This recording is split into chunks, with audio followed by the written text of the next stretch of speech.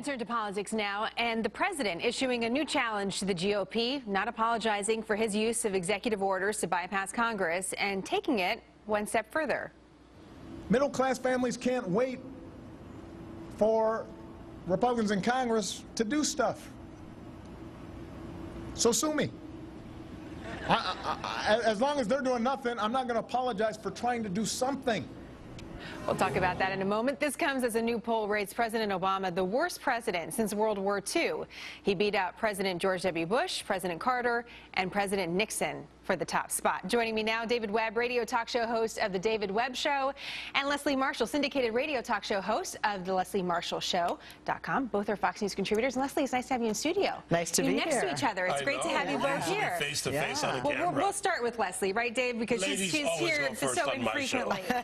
So sue me, the president says. Why take that tone, Leslie? I think, honestly, because a lot of Democrats and Republicans as well find this, and, you know, we have heard Republicans throughout the country on television, on radio, that are saying, enough. Can we put money and time, certainly for the taxpayers, at what they've elected people to do on both sides of the aisle? Let's get down to business. This isn't business. So I think he was mocking them, and I think he, with ratings, can mock Congress because their approval ratings are even lower than the president's. Do you agree, David?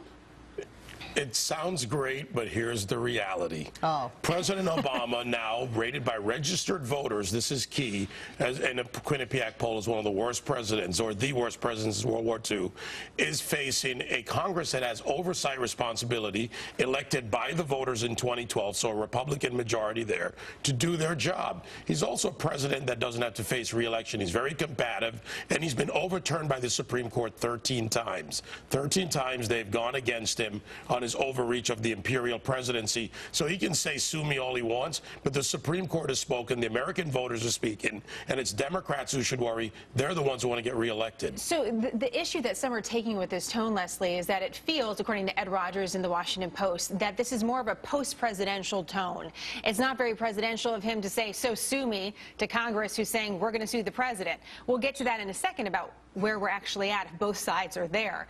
But do you think he needs to take a tone that is more about pushing a certain agenda forward rather than sort of staying with the muck that, as you point out, is Congress, according to the public? Well, honestly, I've always been taught, don't get too confident or too cocky. And I do think that the president is doing that a bit right now, and he has. But to David's point, he's not up for re-election, does have to think about his fellow Democrats for this November. I don't think he actually thinks about his fellow Democrats. No, and I would agree with you there, and that's it. We can't agree anymore. That's it. That's all. We're sitting next to each other. You've reached your quota for the day, guys. The bottom line is, I feel taking the high road would be the best road for the president to take, which is, they want to sue me, they're going to sue me. That's not what the American people should do. I feel that his tone's a bit defensive on this, and I have seen that in times with this president. And what is the result of that, David? The result of that is exactly what's the reality. Congress Supreme Court overturning him, the American people turning on him. Why? Because the agenda is not good for America. We have stagflation, which is where we really are right now. You have an economy that's not growing, and a president that's detached from real issues. Okay, so where is the room for hope before we leave here, since we're all a little like talking about the president not being super, there's not a lot of optimism, a lot of optimism around lawmakers as well. Where is there the hope for the next couple of years for this country? Well, I think that this leads to hope with the strength of the voters in November. I think that they have to remember that one vote can count. I think that we have seen by Eric Cantor's defeat that somebody can come out of nowhere. By the way, I remember saying Bill who from Arkansas years back, and that the people do have the power not to just have inside the Beltway people, rich people, political background people. If we want people to get to work, stop just giving it lip service. And when you go to the polls, I'm sure you agree with that. Would be 2 for 2 that you guys agree with. Right, but here's the practical hope. If the Republicans take the Senate, they can send bills to the president because Harry Reid can't block him anymore. And now the president will have to either go against the American people